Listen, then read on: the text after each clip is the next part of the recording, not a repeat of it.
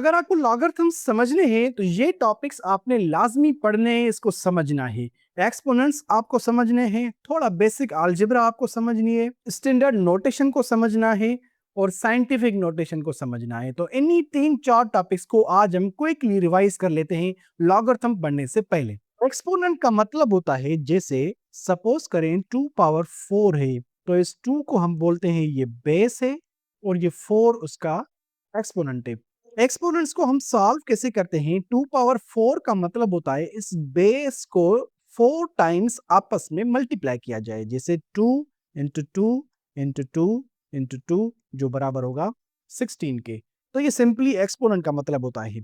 पर लॉगरिथम को सॉल्व करने के लिए हमें ये बेसिक चीजें बहुत ज्यादा काम आएंगी, इसलिए हम इनको रिवाइज कर रहे हैं। प्रोडक्ट रूल का मतलब क्या होता है? सपोज करें a power 3 into a power 4 है हमारे पास। अब प्रोडक्ट रूल का मतलब है कि अगर दो सिमिलर बेसिस हो तो दोनों के पावर्स आपस में ऐड होंगे। जैसे यहाँ पे इसका बेस भी a है, इसका बेस भी a है, तो ये दोनों के पावर ऐड होंगे। 3 प्लस 4 होगा a power 7। Suppose b square into b cube है, तो ये होगा b power 2 plus 3 is equal to b power 5।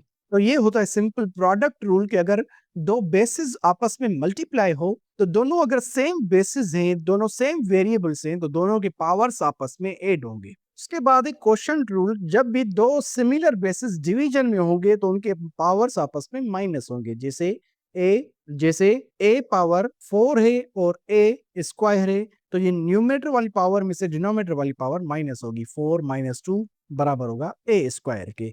तो ये सिंपल क्वोशंट रूल होता है। उसके बाद है जीरो एक्सपोनेंट। जीरो एक्सपोनेंट का मतलब है जब एक्सपोनेंट में जीरो हो तो वो हमेशा 1 के बराबर होता है, मतलब a पावर 0 बराबर होता है 1 के। इसमें सिर्फ एक कंडीशन है कि a जो है मतलब बेस जो है वो कभी भी 0 के बराबर नहीं हो सकता। ओके, 0 के अलावा कोई भी नंबर हो उसका एक्सपोनेंट 0 हो तो वो हमेशा 1 के बराबर होता है। जैसे 1 पावर 0 1 के बराबर होगा, 2 पावर 0 1 के बराबर हो, कितना भी बड़ा नंबर हो, 100 पावर 1000 पावर 0 बराबर हमेशा 1 होगा। और इसी तरह 50 पावर 0 अगर सपोज कर लें तो वो भी 1 के बराबर होगा। मतलब किसी भी बेस पे, नॉन जीरो बेस पे जीरो एक्सपोनेंट होगा तो वो हमेशा 1 के बराबर होता है। उसके बाद नेगेटिव एक्सपोनेंट, जैसे a पावर -3 है, सपोज करें इसको आपको सॉल्व करना है या पावर आपको पॉजिटिव में कन्वर्ट करना है, तो सिंपली जो बेस है उसको हम डिनोमिनेटर में शिफ्ट कर देंगे, मतलब ये हो जाएगा 1 अपान a क्यूब।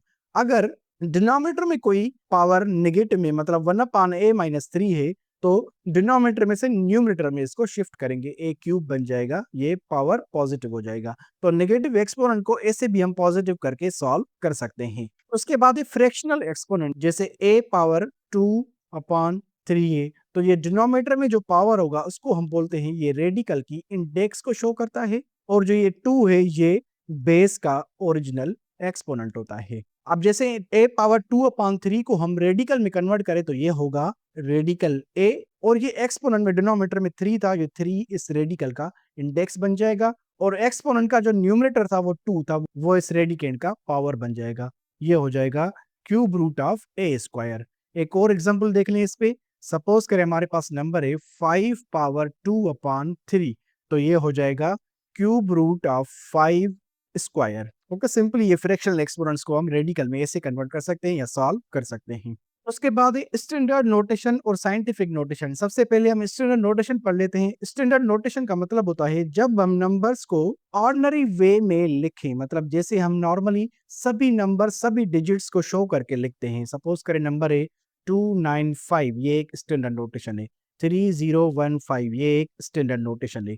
3015169, ये भी एक स्टैंडर्ड नोटेशन। कोई भी नंबर हो, कितना भी बड़ा नंबर हो, कितना भी छोटा नंबर हो, जब हम सभी डिजिट्स यूज करके किसी नंबर को शो करें तो उसको बोलते हैं हम स्टैंडर्ड नोटेशन। एक और एग्जांपल देखें, 0.0000759, ये भी एक स्टैंडर्ड नोटेशन है। उसके बाद साइंटिफिक नोटेशन है। साइंटिफिक नोटेशन का मतलब होता है जब हम नंबर्स को पावर ऑफ 10 के हिसाब से बताएं। जैसे साइंटिफिक नोटेशन का एक फॉर्म होता है जनरल, 2 × 10⁵। ये एक साइंटिफिक नोटेशन है। इस किस्म की नोटेशंस को बोलते हैं साइंटिफिक नोटेशन। या एक और एग्जांपल देखें, 2 × 10⁴, 395 × 10 square, 3.95 into 10 cube, 4.5 into 10 power -3। तो इन सभी नंबर्स में देखिए, नंबर्स को छोटा करके हमने 10 की पावर के हिसाब से नंबर्स को रिप्रेजेंट किया है। तो इस किस्म की नोटेशन को बोलते हैं हम साइंटिफिक नोटेशन। इन सभी नंबर्स में आप एक कॉमन चीज नोट करें कि डेसिमल के बाहर, मतलब डेसिमल के बाहर जो नंबर है वो सिर्फ एक डिजिट है। ये साइंटिफिक नोटेशन का रूल होता है कि डेसिमल के बाहर सिर्फ हम एक डिजिट शो करते हैं या लिखते हैं। अब स्टैंडर्ड नोटेशन को हम साइंटिफिक में भी कन्वर्ट कर सकते हैं, साइंटिफिक नोटेशन को भी हम स्टैंडर्ड नोटेशन में कन्वर्ट कर सकते हैं। इस पे हम एक दो एग्जांपल करके देख लेते हैं। सपोज करें एक नंबर है हमारे पास 295। ये एक स्टैंडर्ड नोटेशन है, इसको हमने साइंटिफिक नोटेशन में कन्वर्ट करना है। अब इस नंबर में कहीं पे भी डेसिमल नहीं है, तो ये डेसिमल होगी एंड में, मतलब 5 के बाद। अब साइंटिफिक नोटेशन का उसूल होता है, रूल होता है कि डेसिमल के बाहर सिर्फ एक होल नंबर होना चाहिए, पर यहाँ पे 3 होल नंबर से, तो इस डेसिमल को हम शिफ्ट करेंगे 2 और 9 के बीच में, तो ये नंबर बन जाएगा 2.95। ओके, तो ये डेसिमल के बाहर सिर्फ एक नंबर आ गया। उसके साथ हम क्या करते हैं, मल्टीप्लाई करते हैं 10। ये दूसरा स्टेप है। उसके बाद तीसरा स्टेप होता है कि 10 पे कोई ना कोई पावर देनी होती है हमने। वो पावर हम कैसे देते हैं, अब देखिए, पहले नंबर था हमारे पास 295, उसको हमने कन्वर्ट किया 2.95। आप खुद सोचें कि 295 एक लार्ज नंबर है, 2.95 एक स्मॉलर नंबर है। तो एक लार्ज नंबर को हमने स्मॉलर नंबर में कन्वर्ट किया है। तो जब हम लार्ज नंबर को स्मॉलर नंबर में कन्वर्ट करते हैं, तो 10 पे पावर पॉजिटिव होती है। ओके, तो ये 10 पे पावर पॉजिटिव तो होगी, पर कितनी होगी वो हम जज करते हैं कि डेसिमल को हमने कितने डिजिट्स मूव किया है। तो यहाँ पे ये 2 डिजिट्स हमने डेसिमल को मूव किया है, तो ये पावर होगा 2। ओके, इस पे एक और एग्जांपल देख लें। सपोज करें हमारे पास नंबर है 4950.95। अब देखिए, इसमें डेसिमल ये है। इस डेसिमल के बाहर जो 4 डिजिट्स हैं, तो हमें साइंटिफिक नोटेशन के हिसाब से सिर्फ एक डिजिट देना है। तो इस डेसिमल को हम मूव करेंगे 4 और 9 के बीच में, तो ये बन जाएगा 4.95095। ठीक है, ये फर्स्ट स्टेप हो गया। सेकंड स्टेप है मल्टीप्लाई 10 करेंगे। थर्ड स्टेप है कि 10 पे कोई पावर देंगे हम। तो ये डेसिमल को हमने कितने प्लेसेस शिफ्ट किया है, सबसे पहले देखिए, इस लार्ज नंबर को हमने स्मॉलर नंबर में कन्वर्ट किया है, मतलब पावर पॉजिटिव होगी। या एक और चीज देख लें, ये डेसिमल जो है वो ये राइट साइड से इस लेफ्ट साइड हमने मूव किया है। तो जब भी डेसिमल को राइट साइड से लेफ्ट साइड मूव करेंगे, तो पावर हमेशा पॉजिटिव होगा। तो ये कितने प्लेसेस हमने मूव किया है, मतलब 3 डिजिट्स हमने मूव किया है, तो पावर होगा 3, 10 पावर 3 होगा। अब एक नेगेटिव एक्सपोनेंट का हम देख लेते हैं। सपोज करें हमारे पास नंबर है 0.000945। ये एक स्टैंडर्ड नोटेशन है, इसको हमने साइंटिफिक नोटेशन में कन्वर्ट करना है। तो ये डेसिमल के बाहर देखिए 0 है, मतलब 0 की कोई भी वैल्यू नहीं है। कम से कम हमने एक नंबर डेसिमल के बाहर देना है। तो ये डेसिमल हम शिफ्ट करेंगे यहाँ से 9 और 4 के बीच में, तो ये नंबर बन जाएगा 9.45। ये फर्स्ट स्टेप हमारा हो गया कि डेसिमल के बाहर हमने एक नंबर दिया। ये 9 से पहले जो भी 0 थे, इनकी कोई भी वैल्यू नहीं है, तो इसलिए हमने यहाँ पे नहीं लिखी। 9.45 हो गया। सेकंड स्टेप पे मल्टीप्लाई 10 करेंगे। थर्ड स्टेप है कि 10 पे कोई पावर देंगे हम। अब खुद आप ऑब्जर्व करें कि 0.0009 को हमने 9.45 किया, मतलब एक स्मॉलर नंबर को लार्ज नंबर में कन्वर्ट कर लिया। तो जब हम स्मॉलर नंबर को लार्ज नंबर में कन्वर्ट करते हैं, तो 10 पे पावर जो है वो माइनस में होगी। या ऐसे आप समझ लें कि ये डेसिमल पहले लेफ्ट साइड पे थी, उसको हमने ये राइट साइड पे मूव किया, तो ये डेसिमल लेफ्ट से राइट पे जाएगी, तो 10 की पावर हमेशा माइनस में होगी।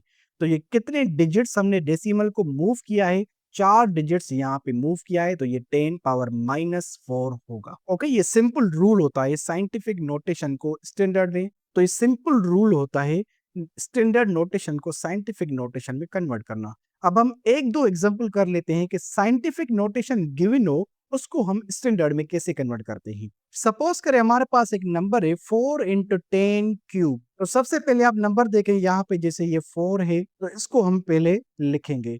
तो इस 4 पे डेसिमल देखें, कहीं पे भी नहीं है, तो ये डेसिमल यहाँ पे है। तो 10 पे अगर पावर पॉजिटिव में है, तो ये डेसिमल लेफ्ट से राइट मूव करेगी। तो ये पावर 3 है तो ये 3 प्लेसेस मूव करेगी, पर 4 के साथ कोई भी और डिजिट नहीं है, तो हम 3 जीरो देके डेसिमल को यहाँ पे एंड में लिखेंगे, या इसको एंड में लिखने की कोई भी जरूरत नहीं होती क्योंकि इसका कोई वैल्यू नहीं होता। तो ये 4 इंटू 10 क्यूब बराबर होगा 4000 के। एक और एग्जांपल देख लें, 5.95 इंटू 10 पावर 4, इसको देख लें आप। अब सबसे पहले हम नंबर लिखेंगे 5.95। अब 10 पे पावर पॉजिटिव है, मतलब डेसिमल जो है वो लेफ्ट से राइट मूव करेगी। 10 पे पावर 4 है तो ये डेसिमल को 4 प्लेसेस मूव करना है, मतलब ये होगा 595। दो डिजिट्स ऑलरेडी हमारे पास अवेलेबल थे, बाकी 2 डिजिट्स रहते हैं, तो वो 2 डिजिट्स के बदले हम 0 दे देंगे, तो ये स्टैंडर्ड नोटेशन में कन्वर्ट हो गया। एक नेगेटिव एक्सपोनेंट का एक एग्जांपल देख लें आप। सपोज करें एक नंबर है 5.4 इंटू 10 पावर -3 है। सबसे पहले हम नंबर लिखेंगे 5.4। अब पावर जबकि नेगेटिव में है तो ये डेसिमल जो है वो राइट से लेफ्ट मूव होगी, तो ये 3 प्लेसेस मूव होगी। 10 पे पावर 3 है तो ये 3 प्लेसेस मूव होगी। 1 तो ये 5 आ गया, बाकी 2 हम 0 खुद से दे देंगे, मतलब ये होगा 0.0054। और इस डेसिमल के बाहर आप 0 दें या ना दें, इस पर कोई भी फर्क नहीं पड़ता, ये हमारा फाइनल आंसर होगा। ओके, तो ये सिंपल बेसिक रूल्स होते हैं साइंटिफिक नोटेशन, स्टैंडर्ड नोटेशन या laws of exponents. Specially standard और साइंटिफिक नोटेशन हमें लॉगरिथम को सॉल्व करने में हेल्प करेगा, तो इनको समझना आपके लिए बहुत ज्यादा इंपॉर्टेंट है। तो अगले लेक्चर से हम लॉगरिथम के बेसिक्स शुरू करेंगे, उसके बाद हम उसके लॉस पढ़ेंगे, रूल्स पढ़ेंगे, उसके बाद हम उसके न्यूमेरिकल्स करेंगे।